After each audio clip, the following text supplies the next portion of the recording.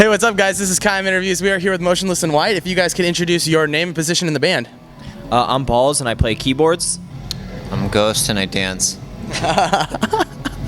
Awesome. All right, so we got a lot to talk about. I heard like the last interview you guys had out, you said we're working on an album and it actually should be done around February, March, you said. So how is that going? What's the writing process like, or is it still being put on hold a little bit?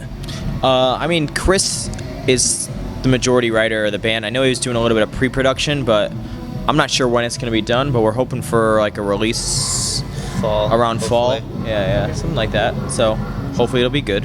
Have you guys put in any work like in your respective instruments yet, or is it kind of input later? It's Kind of all just write our own things when we have time off, and then just kind of like throw them into a pile, see what and meshes like an good. email so everyone listens to it, you know. And if your shit doesn't cut it, then How close do you think it will be to Infamous, this new record? I don't know.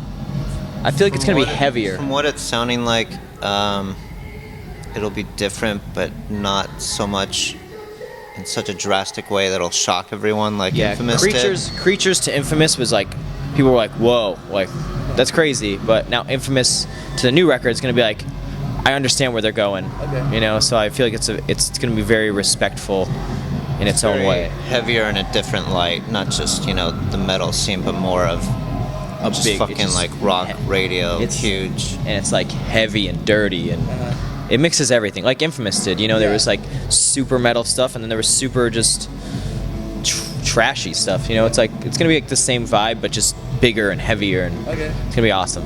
Cool. And then, is there any talks of features? Maybe are you guys brainstorming at least yet? Something, or will there be? Beyonce. Taco Bell dog. Taco Bell dog. Nobody at this We point. have no idea. Yeah. No problem. Yeah. And Jay-Z, a power couple. Not Chris Brown though.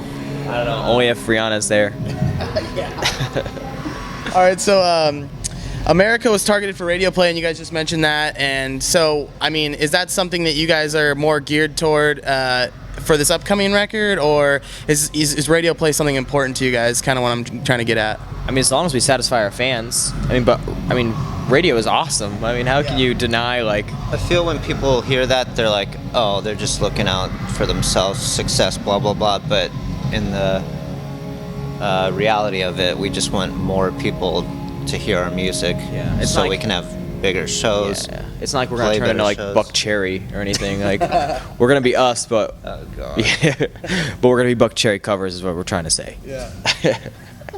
All right, so I noticed you guys are on Punk Goes 90s, which is super cool with Rammstein, and so I wanted to talk about that. Like, how did you guys go about that song selection, and then also, what is Chris's like background with German? Does he know any, or was it just kind of something he learned like off the cuff? Yeah, he learned it, which was awesome. He can. I didn't think he was gonna be able to do it, and he just he pronounced it pretty well. I mean, it was crazy. There's I mean, a lot of like words end with GT. Yeah. Just like it's really yeah, I mean, it's brilliant. I don't. We had a couple different choices, but we felt that made sense for us to do. You know, I feel like that's the right song for us to do. For sure. I thought the same thing, actually. I was like, yeah, that sounds right. Yeah, definitely. So you guys are also playing Main Stage Warped Tour. That's obviously a huge position to be in. That's going to gain you guys a lot of exposure. But how does that feel for you all? And do you think that you guys might play Du Hast or anything like that while you're on Warped Tour? fucking hope so. Yeah. I want to so bad. Yeah, I think we all want to play it, and we're pretty excited for Main Stage. So we've played every stage on that tour. Every single stage we won contests to win it like 7 years ago. You know, it's like, it's cool, like literally starting from The bottom. the bottom. Now we're here. God, I made that reference in the last interview. I don't want to do it twice. We'll edit it out. No, we won't. I don't know what to do with my hands. I don't know. So, what is your favorite and least favorite thing about Warped Tour? I know you guys usually like to wear makeup on stage, so is that kind of hard because it's so damn hot in the summer, or what? I mean, We're used to we it. go fucking nuts any show we play, whether it's in the snow or the sun. So regardless, it's gonna melt off. But The last Warped Tour we played, Chris was in a pea coat. I was in a long sleeve, like double coated like sweater, shirt. I had blood all over my shirt, so every time I'd take it off after we play, it's just blood stuck to my goddamn And it was like chest. 110 degrees, but it's what we do. We enjoy doing it. We enjoy dressing up as characters. We enjoy being who we are, and it's awesome. It's fun. It's very fun. Yeah, and I kind of want to talk about that. What's the significance of these characters that you guys like playing? Like, what does that symbolize, I guess, or what is the intention?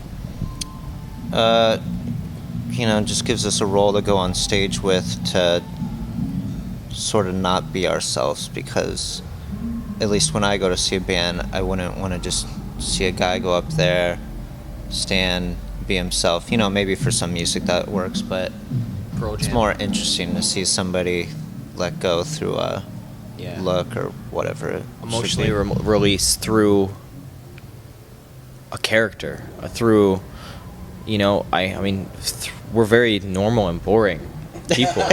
Like, you have no idea. And it's like, it's our form of release, and it's awesome. It's like, me and Ghost, we don't drink, we don't do drugs, we don't do any of that stuff. And it's like, that is my form of drugs. It's like, I get so weird. We get so weird on stage, and we get so into it. And it's like, I feel like people enjoy that. And it's like, it's very fun. It's very fun.